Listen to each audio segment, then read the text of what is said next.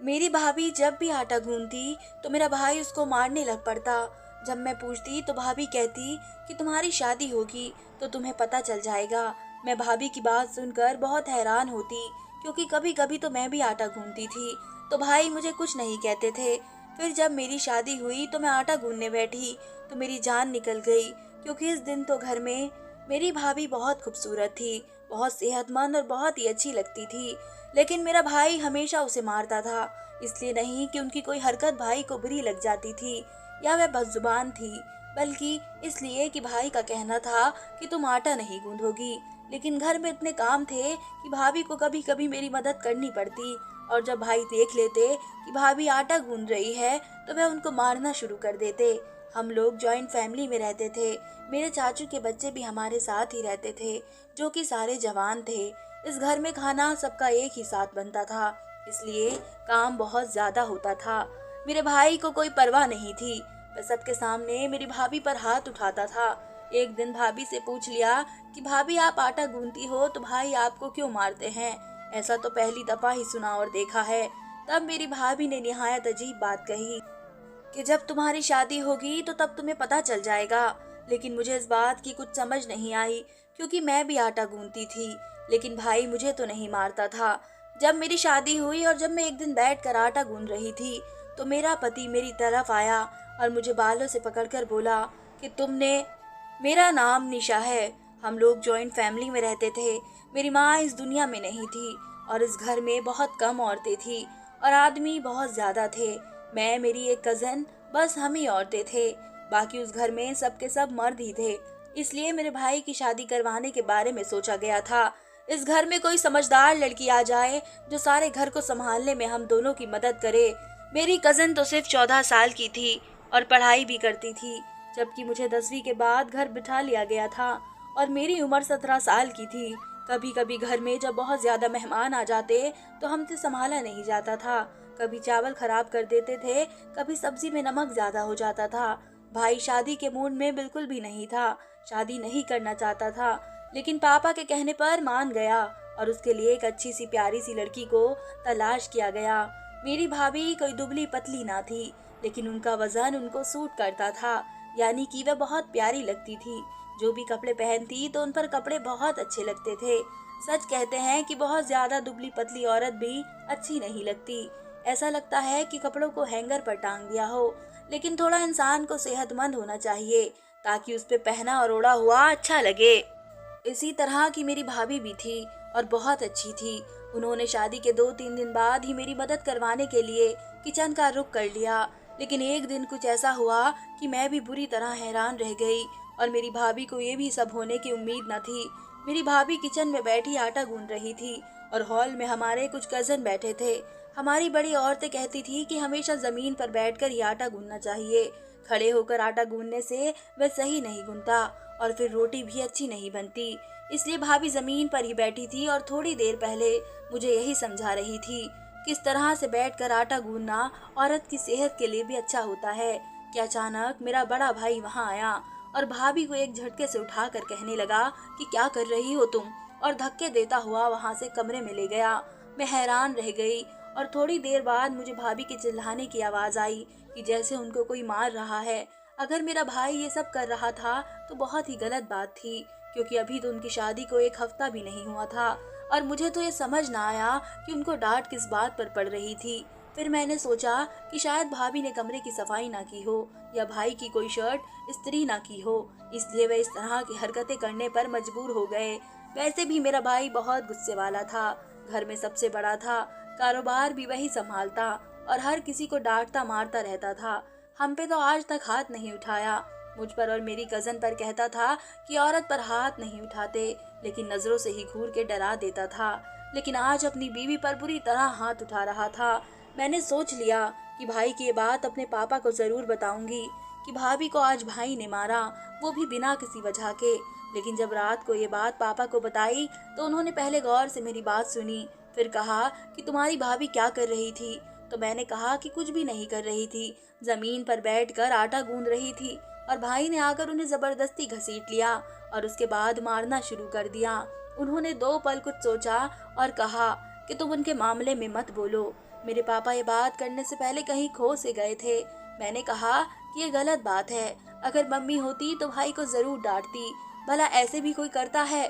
पापा ने कहा कि तुमको एक दफा कह दिया है, अपने काम से काम रखो, तो फिर ऐसा ही करो। मियाँ बीवी के मामले में नहीं बोलना चाहिए। भाभी जब शाम को कमरे से बाहर निकली तो उनकी शक्ल देखकर मैं हैरान रह गई। ऐसा लग ही नहीं रहा था कि 1 हफ्ते की दुल्हन है। ऐसा लगता था कि 10 साल की शादी गुजार कर बैठी हैं और 4 बच्चों को पैदा किया है। अजीब सी शक्ल बना रखी थी। उनकी सारी रौनक, सारी मुस्कुराहट और सारी चमक अचानक से कहीं खो गई थी। आंखें बता रही थी कि काफी देर तक रोती रही थी। मैंने अपनी भाभी से कहा कि क्या बात है, तो उसने फिर से रोना शुरू कर दिया। मैंने कहा कि क्यों मारा आपको? भाई ने। भाभी के चेहरे पर भी निशान थे जिनको वे मेकअप से छुपा कर आई थी। आजकल घर में मेरी भी शादी की बातें हो रही थी। सोचती थी कि क्या मुझे भी शादी के बाद इसी तरह से मारा जाएगा? कि अगर मेरा भाई किसी की बेटी के साथ ये कर रहा था, किसी की बहन को रुला रहा था, तो उसकी बहन के साथ भी तो ये हो सकता था। एक दिन भाभी से कहा कि आटा गूंद ले, तो कहने लगी कि आज मैं नहीं गूंद सकती, ये काम तुम खुद ही कर लो। लेकिन जब मैंने आटा गूंधा तो रात को भाभी को रोटियां बनाते हुए बहुत ज्यादा तकलीफ हुई, क्योंकि मुझे आटा ठीक से गूंदना नहीं आता था। कभी पतला हो जाता, कभी सख्त, और फिर रोटियां बनाने में बहुत मसला होता था। भाभी को डांट भी पड़ी कि रोटी तक तो बनानी नहीं आती इस लड़की को। उसके बाद भाभी ने मुझे कहा कि मैं ये काम खुद ही क्या करूंगी, क्योंकि फिर भी मसले तो मेरे लिए ही हैं। लेकिन इस बार फिर ऐसा ही हुआ कि जब वे आटा गूंद रही थी तो भाई ने उनको देख लिया और इस बार तो बकायदा उनके बालों से पकड़कर वहां से ले गया। मैं भी आगे बढ़ी और भाई का हाथ रोकने की कोशिश की कि क्या हो गया है आपको, तो भाई ने मुझे धक्का दे दिया। अच्छा खासा तमाशा बन गया। घर के बाकी कजन भी जमा हो गए। वह भी भाई को रोकने लगे, आप क्या कर रहे हैं? तो उन्होंने कहा कि जो आगे बढ़ा और हमारे मामले में बोला उसकी जबान नोच लूंगा। सब भाई से डरते थे, फौरन पीछे हट गए। उनको इस मामले में पड़कर अपनी बेइज्जती नहीं करवानी थी। भाभी के साथ फिर वही हुआ जिसका डर था। मुझे भाभी के लिए बहुत दुख हो रहा था। अगले दिन उनकी हालत फिर से बहुत बुरी थी, बल्कि इस बार इतनी बुरी हालत थी कि चक्कर आकर गिर गई, तो अस्पताल भी ले जाना पड़ा। भाई घर नहीं था तो कजन के साथ ही अस्पताल ले गए और इस बात पर भी भाई को बहुत ज्यादा गुस्सा आया कि मैं घर आ रहा था, मर तो नहीं गया था, मेरा इंतजार कर लेते। जब तक भाई अस्पताल नहीं पहुंचा था, मुझे डॉक्टर साहब ने अपने कमरे में बुलाया था। उनको भाभी को देखकर पता चल गया था कि ये नई नवेली दुल्हन है, क्योंकि अभी अभी उनके हाथों पर मेहंदी लगी हुई थी। उनकी शादी किस जानवर से करा दी है? इतनी प्यारी लड़की का क्या हाल करके लाए हो? अगर दोबारा ये केस यहाँ पर आया, इस तरह की कोई हरकत हुई, तो मैं पुलिस को बुला लूंगी। उसने कहा कि अपने भाई को समझाओ, इंसान को इंसान समझे, जानवर ना समझे। डॉक्टर तक को एहसास हो गया था, तो फिर मैं पत्थर की नहीं बनी थी। लेकिन भाई से बात कौन करता? पापा ने तो कह दिया था कि उनके मामले में नहीं बोलना। भाभी को उनके कमरे में लेकर आई तो वह छत की तरफ घूर रही थी। मैंने कहा कि भाभी, आप जब भी आटा गूंद रही होती है तो भाई आपको क्यों मारते हैं? मैंने नोट किया है, आप जब भी आटा गूंदती है तो तभी भाई आपको मारता है। मेरी भाभी ने मुझे हैरान होकर देखा और कहा कि जब तुम्हारी शादी हो जाएगी तुम्हें पता चल जाएगा। मैंने कहा कि इस बात से क्या मतलब है? ये भला कोई मारने वाली बात है? ये काम तो हर औरत अपने घर में करती है, तो क्या उसको मार पड़ती है? तो मेरी भाभी ने कहा कि हर औरत मेरे जैसी नहीं होती। तुम्हारा भाई जिस बात से खुश होता है उस बात पर खफा भी होता है। उसे मेरे जैसी बीवी चाहिए और फिर उसे कुछ ऐसी बातें पसंद भी नहीं है जो मेरे अपने ख्वाबों में भी नहीं है। मेरी भाभी ने मुझे बात नहीं बताई और कहा कि शादी होगी तो समझ जाओगी, लेकिन इस खानदान के किसी मर्द से शादी न करना। लेकिन मेरी शादी की बात तो मेरे कजिन के साथ ही चल रही थी, क्योंकि पापा का कहना था कि एक लौती बेटी को गैरों में नहीं दे सकता, जबकि घर लड़कों से भरा पड़ा है। और जिससे मेरी शादी की बात हो रही थी वह मेरे भाई का बहुत करीबी दोस्त भी था और मेरे भाई की तरह ही वह गुस्से वाला भी था। मुझे डर लगने लगा था कि कहीं मेरा हाल भी मेरी भाभी वाला ना हो जाए। अब तो मेरे भाई ने भाभी को किचन में आने से ही रोक दिया था कि बस कमरे में रहे और किचन के बाहर के काम करे, जैसे कि कपड़े धोना या घर को साफ करना। लेकिन काम भी तब करे जब सारे घर वाले सो रहे हो और घर में कोई भी ना हो। इस बात पर मेरे बाबा भी बोल पड़े कि किस किस्म की पाबंदियां लगा रहे हो, हम घर की सफाई के लिए नौकर रख लेंगे, लेकिन जरूरी काम किचन का है, क्योंकि रोज खाना पकाना है और सबने खाना है। तुम अपनी बीवी को किचन में जाने ही नहीं दोगे तो फिर कैसे चलेगा। फिर मेरे भाई ने झगड़ा किया। इसमें भाभी बिल्कुल भी नहीं बोली। भाभी बिल्कुल खामोश थी। मैंने कोई बात नहीं की। फिर मेरे भाई ने एक हरकत की। किचन का जो दरवाजा हॉल की तरफ खुलता था उसको हमेशा के लिए बंद करवा कर एक दीवार की सूरत में ढाल दिया। लेकिन उससे किचन में इतनी गर्मी हो गई कि हमारी जान निकलने लगी और 1 घंटे खड़ा होना भी मुश्किल हो गया था। एक छोटा सा दरवाजा था जो बाहर से खुलता था, वहीं से हम आते जाते थे। खिड़की ना थी और ना ही कोई और दरवाजा। इस बात पर भी हमने भाई से बात की। इस तरह तो हम यहीं पर गर्मी में सड़के मर जाएंगे। लेकिन भाई को कोई परवाह नहीं थी और भाभी को तो मैं देखकर हैरान थी कि वह गर्मी के मौसम में भी बंद गले और बंद आस्तीनों वाले कपड़े पहनना शुरू हो गई थी। क्या उनको गर्मी नहीं लगती थी? लेकिन इंसान जितना भी कह दे कि मुझे कुछ नहीं हो रहा, कुछ चीजें सामने आ जाती है। भाभी को गर्मी लगती, वे बार बार बेहोश हो जाती। मामला बहुत खराब चल रहा था।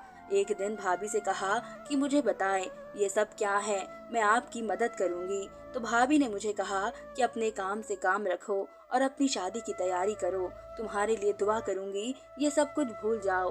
भाभी ने मुझे कोई बात न बताई। पता नहीं क्या बात थी। मैं अपने भाई के कहने पर भाभी से भी दूर रहने लगी थी और उनसे कुछ भी ना पूछ सकती थी क्योंकि वह बताती भी नहीं थी। उन्हीं दिनों मेरी भी शादी हो गई और मेरी शादी मेरे कजिन से हुई थी, इसलिए मैंने यहाँ से रुखसत नहीं होना था। एक दिन मैं भी आटा गूंदने बैठी थी और यही सोच रही थी कि पता नहीं आटा गूंदने से क्या होगा। भाभी ने कहा था कि जब तुम्हारी शादी होगी तो तुम्हें पता चल जाएगा।